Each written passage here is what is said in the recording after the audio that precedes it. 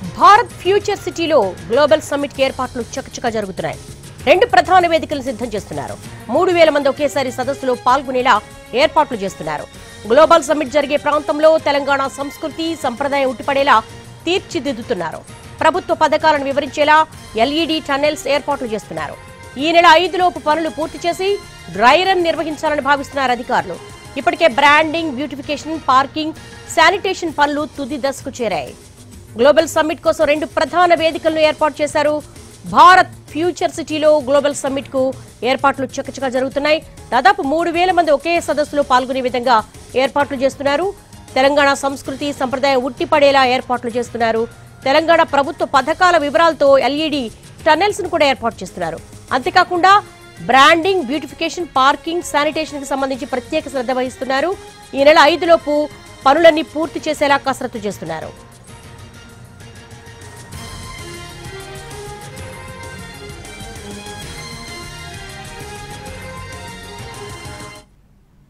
Bharat future సిటీలో global summit కి ఏర్పాట్లు చకచకా జరుగుతున్నాయి. మా స్పెషల్ కరెస్పాండెంట్ సుధీర్ అడిగి మరిన్ని వివరాలు తెలుసుకుందాం. సుధీర్, ప్రస్తుతం మీరు స్పాట్ లో ఉన్నారు. ఫ్యూచర్ సిటీలో గ్లోబల్ సమ్మిట్ కు సంబంధించి ఏర్పాట్లు ఎలా సాగుతున్నాయి?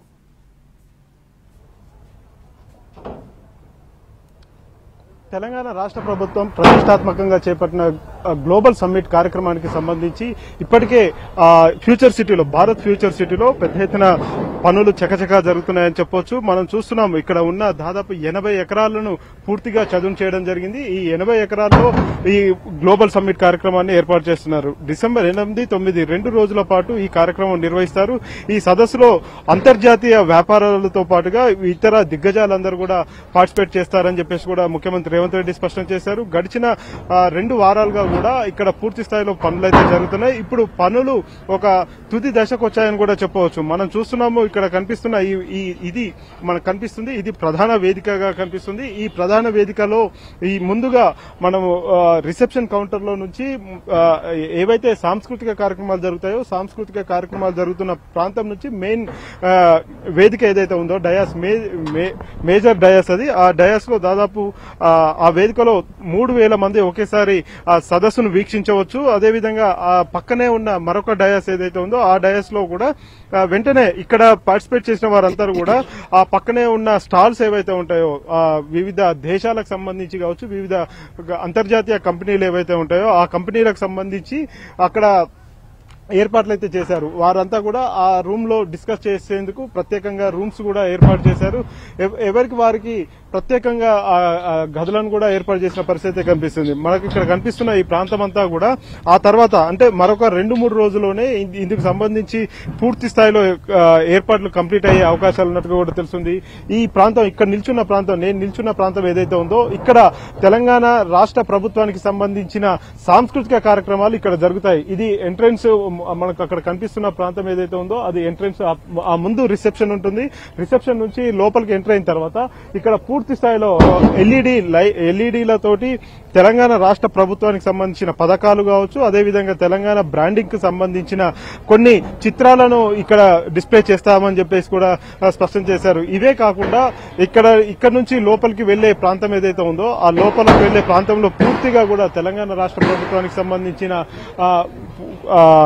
వాటికి సంబంధించిన కటౌట్లను కావచ్చు, అదేవిధంగా ఎల్సీడీలలో కూడా పూర్తిగా వాటికి సంబంధించిన ఏర్పాట్లే ఇందులో కనిపిస్తాయి. అయితే మరొక వైపు ఇక్కడ అత్యంత ప్రతిష్టాత్మకంగా తెలంగాణ ప్రభుత్వం ఈ కార్యక్రమాన్ని నిర్వహిస్తుంది కాబట్టి పోలీసులు 24 గంటలు కూడా ఇక్కడ పహారా కాస్తున్నారు. ప్రత్యేకంగా ఇక్కడ పోలీస్ బందోబస్తు ఏర్పాటు చేశారు. గడిచిన 2 వారాలుగా కూడా ఇక్కడ డే అండ్ నైట్ వర్క్ జరుగుతుంది కాబట్టి ఎక్కడ ఎలాంటి అవాంఛనీయ సంఘటనలు జరగకుండా ముందస్తుగా భారీ భద్రతా ఏర్పాట్లను తెలంగాణ రాష్ట్ర ప్రభుత్వం, తెలంగాణ పోలీసులు అయితే ప్రత్యేక చర్యలు తీసుకుంటున్న పరిస్థితి కనిపిస్తుంది. వీటితో పాటుగా ఇక్కడ తెలంగాణ రాష్ట్ర ప్రభుత్వం దీన్ని అంటే ఈ గ్లోబల్ సమ్మిట్ కార్యక్రమాన్ని రాష్ట్రానికి పెట్టుబడులను ఆకర్షించేందుకు ఈ కార్యక్రమాన్ని నిర్వహిస్తుంది. 8, 9వ తేదీల్లో 2 రోజుల పాటు ఈ కార్యక్రమం జరుగుతుంది. మొదటి రోజు స్వాగతాన్ని అంటే ఆ కార్యక్రమానికి సంబంధించిన ఉద్దేశాన్ని వివరిస్తారు. ఆ తర్వాత ఇక్కడికి వచ్చిన ఎవరైతే ప్రముఖులు ఉంటారో ఆ ప్రముఖులకు సంబంధించి పరిచయ కార్యక్రమాలు, అదేవిధంగా తెలంగాణ రాష్ట్ర ప్రభుత్వం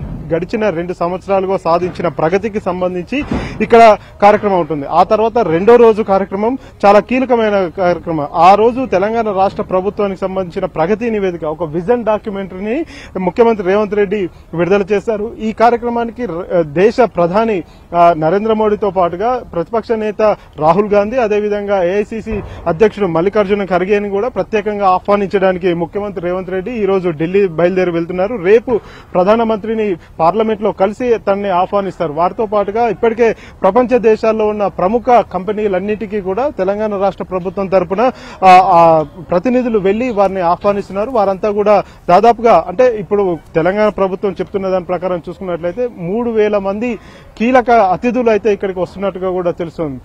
వచ్చిన వారికి ఎలాంటి లోటు లేకుండా అన్ని రకాల ఏర్పాట్లు చేస్తామని అయితే చెప్తున్నారు. మనకు ప్రధాన వేదిక కనిపిస్తున్న ఈ వేదిక ఏదైతే ఉందో ఆ వేదికకు పక్కనే మరొక 3 వేదికలను ఏర్పాటు చేశారో ఆ వేదికల్లో కూడా ఈ ఎవరైతే కీలక వ్యాపారులు ఉన్నారో ఆ వ్యాపారులు కావచ్చు, అదేవిధంగా దిగ్గజ కంపెనీలకు సంబంధించిన ప్రతినిధులు ఎవరైతే వస్తారో వారంతా కూడా ఆ క్యాబిన్లలో, ఇప్పుడు సపరేట్ గా ఏర్పాటు చేసిన ఈ క్యాబిన్లలో కూడా మళ్ళీ అక్కడ ఎంఓయూ చేసుకోవడం కావచ్చు, ఆ కంపెనీలకు సంబంధించిన సదుపాయాలు, వాటికి సంబంధించిన ఏర్పాట్లు అవన్నీ కూడా ఆ క్యాబిన్లలో చేస్తుంటారు.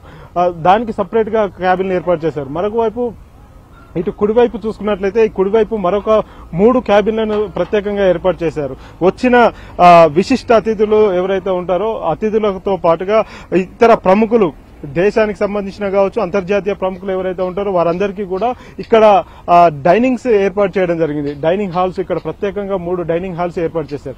ప్రతి హాల్ కి కూడా తెలంగాణ బ్రాండింగ్ కి సంబంధించిన పోస్టర్లను, అదేవిధంగా ఎల్ఈడీలను ఇక్కడ ఏర్పాటు చేసే విధంగా కార్యక్రమాలు అయితే జరుగుతున్నాయి. మనం చూస్తున్నాం, మన విజువల్ లో స్పష్టంగా కనిపిస్తుంది. తెలంగాణ రాష్ట్ర ప్రభుత్వానికి సంబంధించిన కొన్ని చిత్రాలను అక్కడ బ్రాండింగ్ గా ఏర్పాటు చేయడం జరిగింది.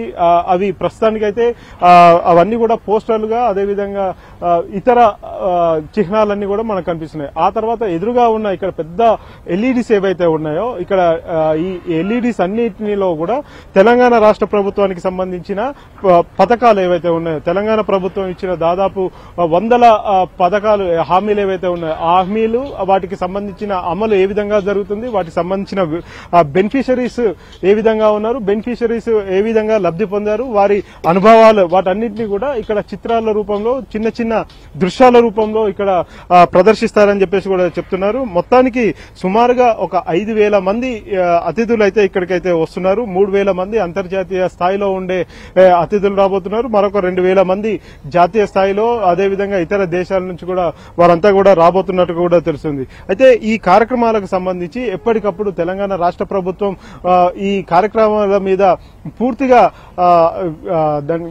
రివ్యూ కార్యక్రమాలను ఏర్పాటు చేస్తుంది. ముఖ్యమంత్రి రేవంత్ రెడ్డి స్వయంగా ఈ కార్యక్రమాలను పర్యవేక్షిస్తున్నారు. సిఎస్ రామకృష్ణారావు, అదేవిధంగా ఇతర మంత్రులతో కూడా ఎప్పటికప్పుడు సమీక్ష చేస్తున్నారు.